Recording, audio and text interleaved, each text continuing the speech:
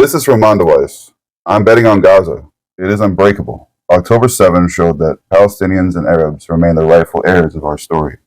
We remain primary witnesses to testify to our past, present, and future.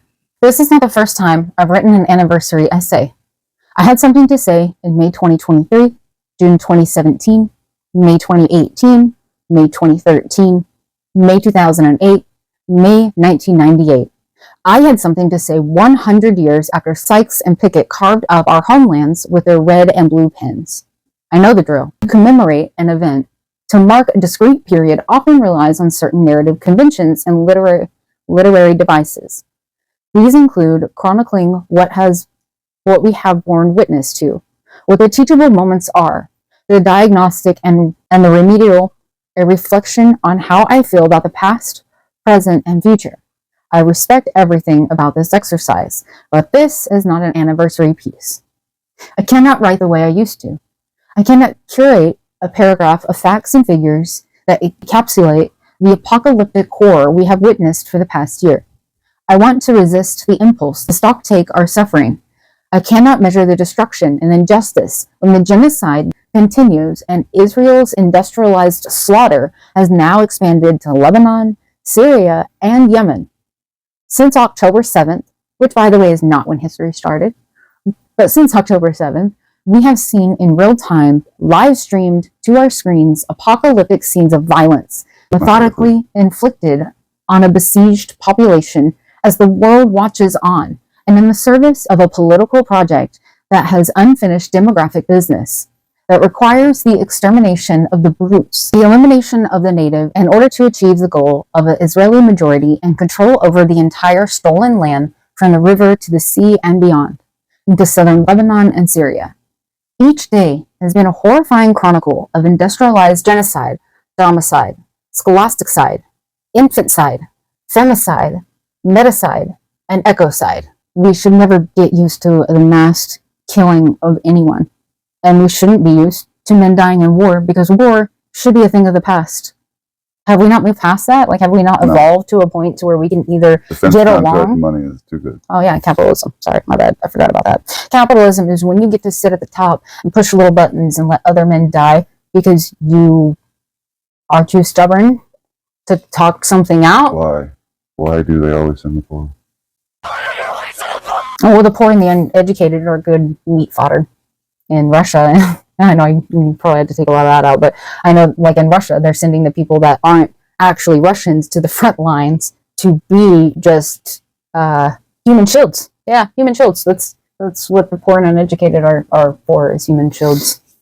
And little pawns on the table that somebody else gets to decide what your life is worth, and your life is worth oil, land.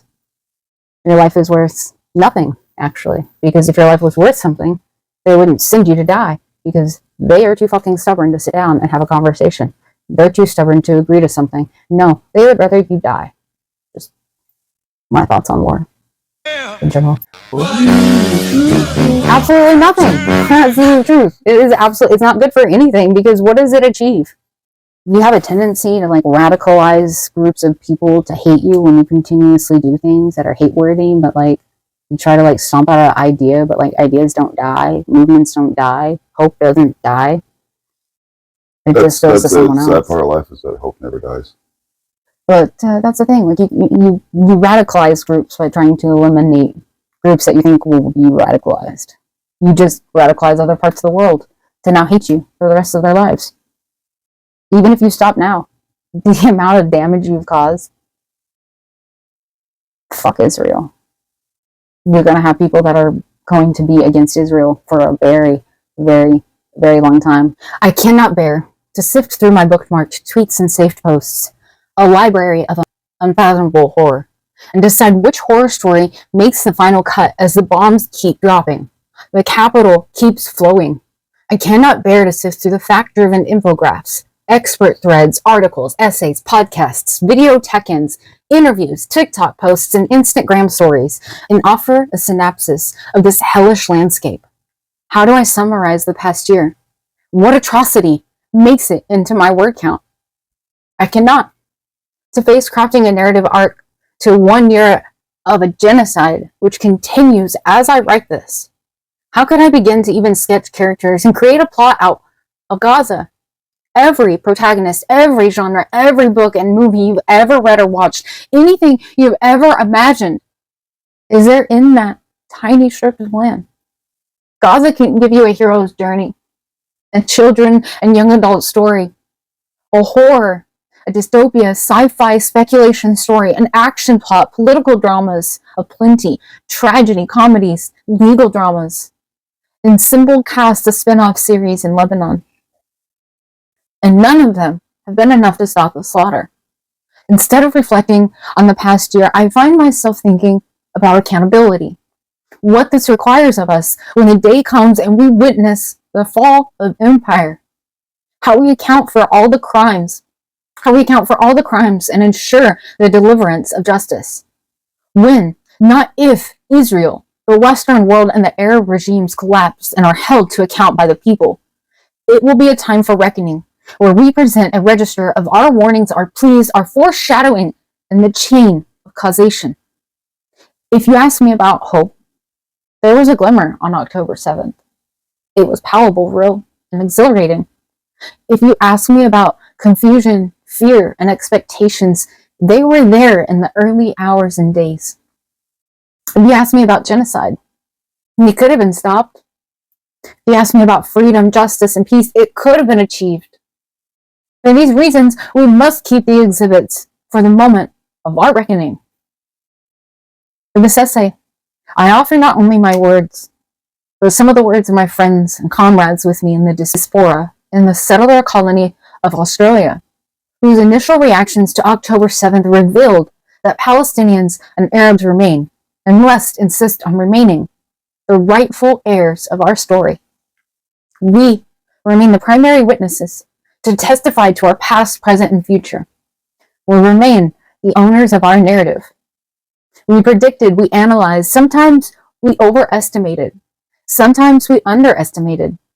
I go back and read the messages we exchanged in those early October days, and I weep, because at the time, as we typed words of hope, fear, and confusion, we did not know that some of us would witness the killing of family members.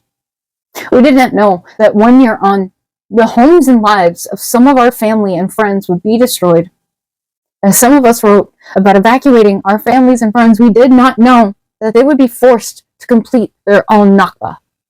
We did not know that our casualties would be steady global live stream of Israel shredding, bombing, decapitating, and mutilating children, women, men, healthcare workers, journalists, students, teachers, and every category of human, only because the Palestinian, the Arab, has been designated as non-human. When we were inconsolable at 1,000 martyred children, we could not imagine that the world's governments would allow the murder of 16,500, possibly 100,000 children by Lancet's calculations. And remind us 1 year on that our voices are enough if only the world would listen.